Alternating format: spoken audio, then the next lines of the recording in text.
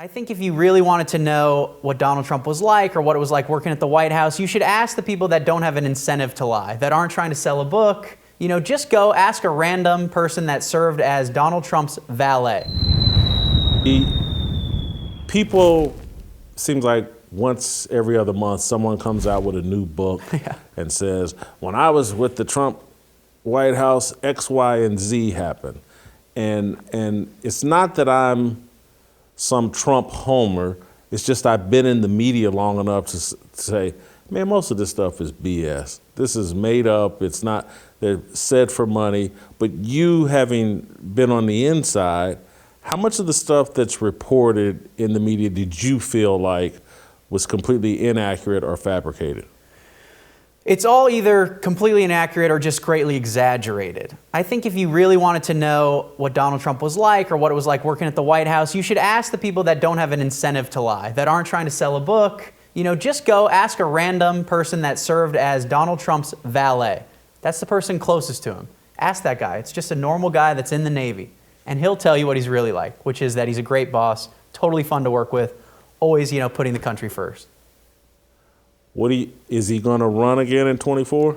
I really don't know. Obviously, everyone I know is praying that that's the case. I think we'd love to see it. I don't have any insight into that. I think it might be more likely than not, but I don't have any breaking news. When did you leave the Trump team?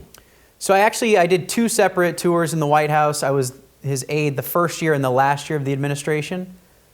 Yeah, the bookends. Huh. And then, so I left, whenever we all left, January 20th of 2021. God, I came to the White House and interviewed Trump probably 3 months, I think, before the election, and I was blown away. It was so different than how the media reported it. People, and again, they knew at that time, they knew they were in a battle and a struggle, but people were upbeat and happy, and things just seemed more normal to me. And then getting to engage with Trump, people ask me all the time, what's he like, what's he like? And he's like the guy I seen on TV. He's kind of gregarious and upbeat. Yeah, he's really fun. And he's actually really gracious, so it's a good boss to have. Yeah, it's funny. I told him in the White House that my mother couldn't stand him. And so he gave me a gift to give my mother. Really? And my mother will be watching this right now because I never gave it to my mother because she hates him and I didn't. I didn't give it to her. But I think it's in the closet at my house. But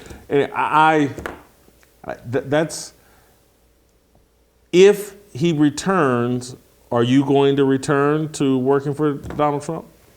If he needed me or if there was a role that they needed filled, I would be happy to do it. I would do it in a heartbeat. I don't have any intention of doing that, but of course I would and would love to. So from outsider's perspective, watching the amount of people inside of his own administration actively work against him, did you guys have an idea? You were there the first year and the last year. Did you know some of these people shouldn't have been there? Because that seems like his biggest mistake. Yeah, I think the transition, there were some big mistakes, and I think there were people that were undermining him, which was a big problem. Most of those people got out. A lot of them got out by the end. So if a second Trump term wouldn't have that as big of an issue. The other big problem you have, though, is a lot of people that are pro-Trump aren't very active. They're kind of just extras in a movie. They don't want to upset anything. So that's something they're going to have to work on, is getting people active, recruiting new people to actually get the agenda, pushed through.